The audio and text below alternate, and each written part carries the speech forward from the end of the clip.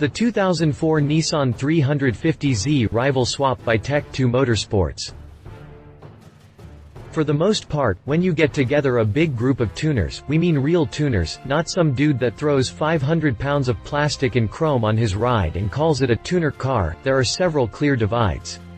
One of the biggest divides is between the Nissan Group and the Toyota Group. As the number 2 and 3 import tuner cars, respectively, there is no love lost between them. In real life they respect each other, for the most part, but under the hood, they despise one another.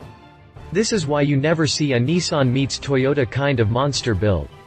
You'll see domestic engines in Hondas and vice versa, but you never ever see someone take a Nissan car and drop a Toyota powerplant in it. Well, until now. Stephen Mills, in collaboration with ISS Forged and Tech 2 Motorsports, decided, like many others in the world, that the VQ35 engine found in his 350Z was not up to snuff, even with a wide array of mods. So he yanked it out and dropped in a Nissan powerplant. Oh, you would like to know what engine he swapped it out for? You will be surprised, we are sure of it. Click past the jump to find out about the engine and read our full review. Exterior. Let's ease you into this beast by starting on the outside and working our way in. The first thing you're going to notice when you roll up to this 350Z is that it's hardly a sleeper. Actually, it may be mistaken for a ricer that just had body part and rims slapped on it. This 350Z is draped with pearlescent white paint and wrapped in a full Type E body kit on its lower third. The front bumper cover boasts a set of outer wings that are telltale signs that show this may not be just another ricer. As you work your way up from the very basic wide-mouth front fascia, you come across a carbon fiber hood. We're talking real carbon fiber, not overlaid fiberglass or metal. Up and over the slippery roofline of the 350Z you go and you come to a massive pedestal-style carbon fiber wing. Go ahead and think to yourself, PFFT, I've seen bigger wings on a 105 horsepower Civic. But this wing actually serves a purpose with all of the ponies that this yet-to-be-disclosed engine pumps to the rear wheels. The full-size, weight-distributing mount on the base of the wing gives away that it's not there just to bend up his hatch lid. When you reach the back end, you find a slick-looking rear bumper with twin heat extractors for the brakes and a pair of nasty exhaust pipes hanging out of the back end. Oh, and these aren't your typical horsepower decreasing fart noise increasing Folgers coffee cans you find on the ass end of a late model Civic, but we'll get into that part later. As you step back from this Z car, you can't help but ponder whether it actually lives up to all of the noise that its body makes, or is it just that? A bunch of useless noise. We can assure you that it's certainly not the latter. Interior. Take a look inside this monster and you'll see a lot more of the picture. You find yourself staring at a partial race interior. A close look shows a blue roll cage spanning the length and width of the interior to both protect the driver and add a little rigidity to the body. You'll also find a pair of Bride racing seats to keep you in place while Steven whips this beast around a track.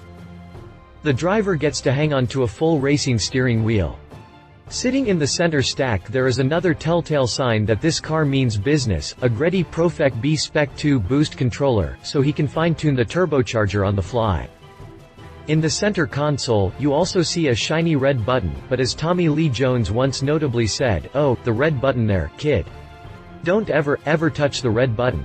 We'll get into that little piece of awesomeness in just a little bit." From what we can tell, the rest of the 350Z's interior remains untouched, giving it a racing look, but also a relatively stock look at the same time. Engine and transmission. Okay, we'll stop with all of the teasing, given you didn't skip every other section and come straight to the engine section. If you did, we can't blame you. Let's first give you a little background on this engine swap. This 350Z began with the same VQ35 engine that all 2004 350Zs began their life with. Mills decided this wasn't enough, so he dropped $10,000 to have a twin-turbo setup installed. Like many 350Z owners, he found that the VQ just doesn't take too well to a lot of boost and the high engine speeds needed to crank out that peak horsepower. So he took to the customization route. Mills started thinking about installing an GMLS engine or even staying in the Nissan brand and dropping in an engine from the Nissan RB family of engines. He decided against both options and branched out to a rival import, Toyota, to get the powerplant he needed. The only Nissan engine he could find suitable for his build was a 2JZ GTE engine.